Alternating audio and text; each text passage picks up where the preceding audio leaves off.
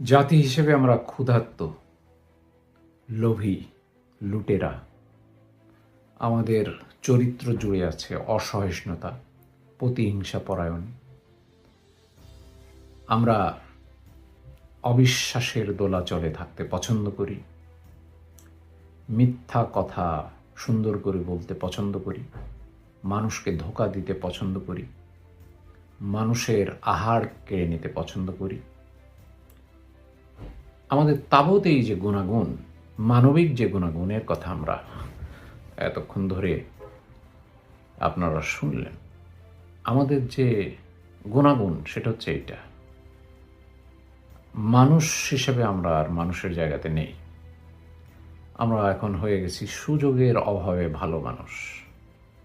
অর্থাৎ সুযোগ পেলে আমরা আমাদের ভিতরে লুকিয়ে থাকা যে সুপ্ত বাসনা, সেই লুটেরাতন্ত্রের বাসনা, সেই হঠাৎ ধনী হয়ে যাওয়ার বাসনা এবং রাতারাতি আলিশান বাড়ি বানিয়ে লাক্সারিয়াস জীবনযাপন করার যে মনোবাঞ্ছনা, সেইটা পূরণে মত্ত হয়ে যায়।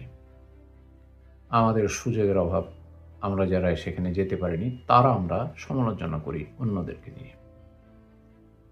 আসলে আমাদের রন্ধে রন্ধে লোভ, আমাদের রন্ধে রন্ধে লুটেরা মনোবৃত্তি এবং আমাদের রন্ধে রন্ধে অন্যকে ঠকানোর যে মনোবৃত্তি, সেই সাথে অসহায় দরিদ্র মানুষকে শোষণ করার যে মনোবৃত্তি, এটা আমাদের জাতির প্রতিটি মানুষের শরীরের রক্তের সাথে মিশে গেছে। এই জায়গা থেকে কি পরিত্রাণ পাওয়া যায়? কথায় বলে না যে এক বালতি দুধে যদি এক ফোঁটা চুনা পড়ে তাহলে সমস্ত দুধ নষ্ট হয়ে যায়। তো আমাদের যে মানুষের যে মানুষ হয়ে ওঠার জায়গাগুলোতে যে ধরনের বাধা দেওয়া হয়েছে অতীতে রাষ্ট্রীয়ভাবে, পরিকল্পিতভাবে, সেই বাধা দেওয়ার কারণে যে সেই চুনা ফুটা পড়ে পড়ার কারণে আমরা কিন্তু এখন পুরো জাতি হিসেবে কলাপস করেছি। অন্যের দাবি আদায়ের নাম করে গিয়ে যখন মঞ্চের সামনে আমরা উপবিষ্ট হই তখন আমরা হই নেতা,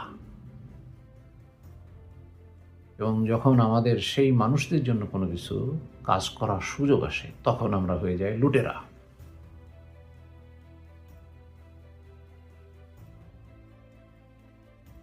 আমাদের ওখানে একজন মানসিক প্রতিবন্ধী ছিলেন,